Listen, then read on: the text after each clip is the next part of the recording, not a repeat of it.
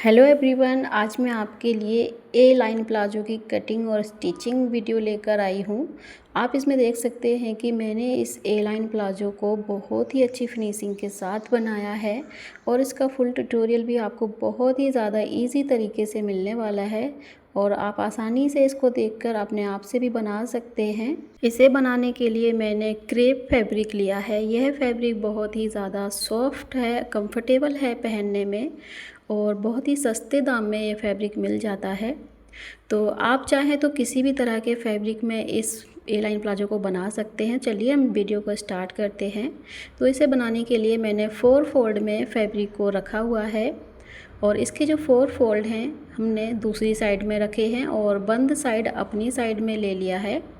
तो इस तरह से हमने इसको सेट करके रखा है और इसकी लंबाई अपने साइज़ के अकॉर्डिंग रखनी है और फोल्डिंग आपको इसी तरह से रखनी है जैसे कि मैं आपको इसमें दिखा रही हूँ।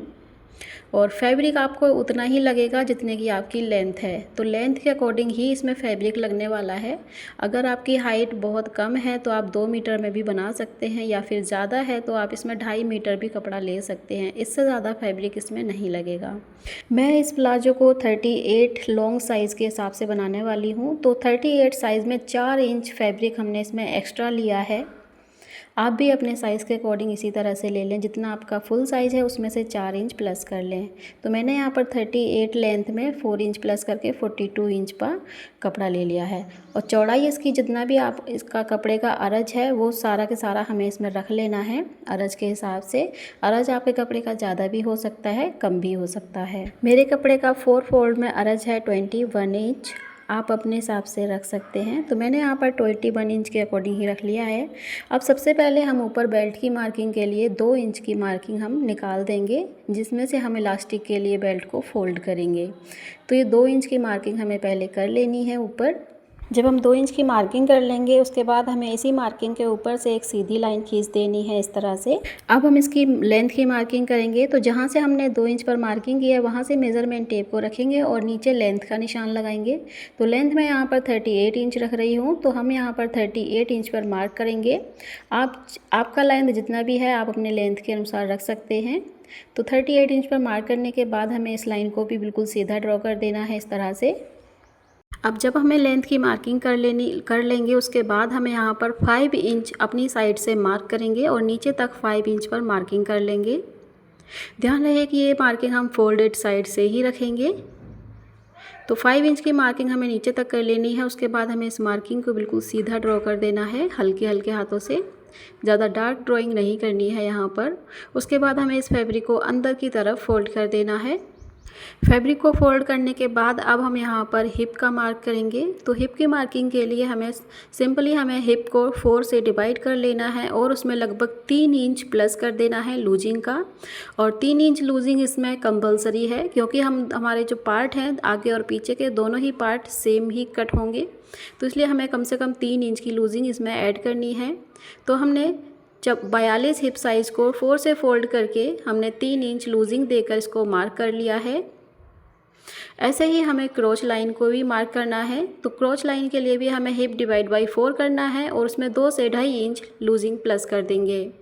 मैंने हिप को 4 से डिवाइड करके इसमें 2 इंच लूजिंग प्लस की है, तो 12.5 इंच पर मार्किंग कर दी है।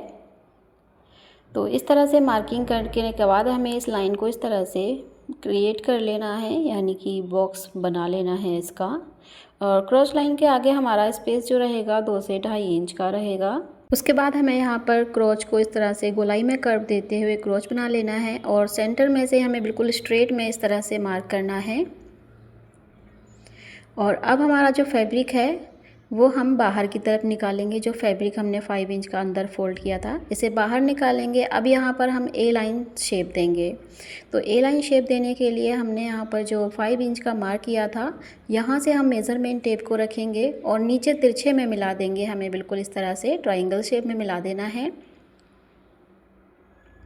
तो ये हमारा ए लाइन शेप परफेक्ट तरीके से बन जाएगा। ए लाइन शेप बनाने के बाद हमें क्या करना है कि हमें फ्रंट पार्ट के सामने से लगभग 1/2 इंच इस तरह से डाउन करना है। बेल्ट को आधा इंच ही डाउन करेंगे, ये हमारी फ्रंट साइड में आएगी। तो इतनी मार्किंग करने के बाद हमें इसके नीचे जो हमारा फ्लेयर रहेगा फ़ोल्ड करने के लिए, वहाँ हम 1 से 1.5 इंच फैब्रिक एक्स्ट्रा रखेंगे, बाकी फैब्रिक को बाहर निकाल देंगे। अब हमें इसकी कटिंग करनी है। कटिंग करने के लिए जहाँ जहाँ हमने इसमें मार्किंग की है सेम वहीं से हमें इसको कट कर लेना है और दोनों पार्ट्स को अलग अलग कर देना है ऊपर से। अब हम नीचे वाले पार्ट को साइड में रखेंगे और फ्रंट वाले 2 पार्ट हमें इस तरह से सेट कर लेना है। और नीचे से हमने यहाँ पर 1/2 इंच डाउन किया था, वही 1/2 इंच हम ऊपर की तरफ मार्क करेंगे और स्केल की हेल्प से इसे तिरछे में मिलाएंगे इस तरह से, और इस वाले पार्ट को हमें कट करके निकाल देना है। तो ये हमारी बेल्ट जो है फ्रंट साइड से थोड़ी सी डाउन हो जाएगी। अब हमें फ्रंट और बैक दोनों पार्ट को इस तरह से अलग अलग रखना है और दोनों ही पार्ट के क्रोच साइड को सिल लेना है, यानी कि स्टिच लगा देनी है। दोनों पार्ट में 1/2 इंच की स्टिच लगाएंगे। तो यहाँ मैंने दोनों ही पार्ट के क्रोच एरिया को स्टिच कर लिया है। अब हमें क्या करना है कि इन दोनों पार्ट्स को ओपन करना है और फ्रंट और बैक दोनों पार्ट को एक दूसरे के ऊपर सेट करके रख लेंगे और दोनों ही पार्ट के सीधे पार्ट हमारे अंदर की तरफ रहेंगे और अंदर की तरफ हमें सिलाई लगा लेनी है आधा 1 इंच की दूरी पर, और साइड में भी हमें 1/2 इंच का गैप लेते हुए सिलाई लगा देनी है दोनों ही साइड के पार्ट में। तो दोनों ही साइड के पार्ट में हमने साइड में भी स्टिच लगा ली है और नीचे सेंटर में भी स्टिच लगा ली है। अब हमें इसके ऊपर का जो बेल्ट है हमें वो फोल्ड करना है। तो बेल्ट को हम इलास्टिक के साइज़ के अकॉर्डिंग फ़ोल्ड करेंगे, जितनी चौड़ी आपकी इलास्टिक है उसके अकॉर्डिंग फ़ोल्ड कर लें। तो मैंने इसको फ़ोल्ड कर लिया है और सेंटर में से 2 इंच का गैप छोड़ दिया है, इसमें से हम इलास्टिक डालेंगे। तो इलास्टिक आपको जितनी आपकी कमर है उस कमर के अकॉर्डिंग ही इलास्टिक लेनी है। तो जितना भी आपका कमर का साइज़ है उसमें से 3 से 4 इंच माइनस कर देना है और आपको इलास्टिक ले लेनी है। तो मैंने यहाँ पर अपने कमर साइज़ में से 3 इंच माइनस करके इलास्टिक ली है और पिन की हेल्प से हमें इस नेफे के अंदर इलास्टिक को डाल देना है।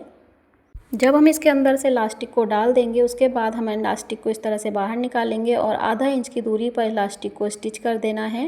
इसको स्टिच करने के बाद हमें इस तरह से नेफे को खींचना है और इलास्टिक अंदर कर देंगे और जो बाकी का ओपन वाला पार्ट है इसे स्टिच कर देंगे। अब नीचे से हम इसमें बॉटम फोल्ड करेंगे। बॉटम जितना मार्जिन छोड़ा है उतना फोल्ड करके इसका फाइनल लुक देखते हैं। तो ये देखिए इसका फ्रेंड्स फाइनल लुक इस तरह से आया है। आप देख सकते हैं इसका क्रोच एरिया और इलास्टिक वाला पार्ट भी बहुत ही फिनिशिंग के साथ स्टिच हुआ है। तो इस तरह से आप एक बार इस प्लाजो को बनाकर ज़रूर से देखिएगा। इलास्टिक वाले पार्ट में आप ऊपर से एक सिलाई भी लगा सकते हैं जिससे कि हमारी जो इलास्टिक है वो फोल्ड नहीं होगी, बट मैंने इसमें सिलाई नहीं लगाई है। उसके बाद आप नीचे का बॉटम देख सकते हैं कि बॉटम का फ्लेयर भी काफ़ी ज़्यादा अच्छा आया है। आप इसे किसी भी तरह के कुर्ता के और टी शर्ट के ऊपर वेयर कर सकते हैं, ये सभी में बहुत ही ज़्यादा प्रिटी लुक देगा। फ्रेंड्स वीडियो अच्छा लगा हो तो आगे शेयर करके वीडियो को लाइक कर देना, चैनल को सब्सक्राइब कर देना। Thank you so much for watching. मिलते हैं अगले वीडियो में, तब तक के लिए अपना खूब सारा ख्याल रखिएगा।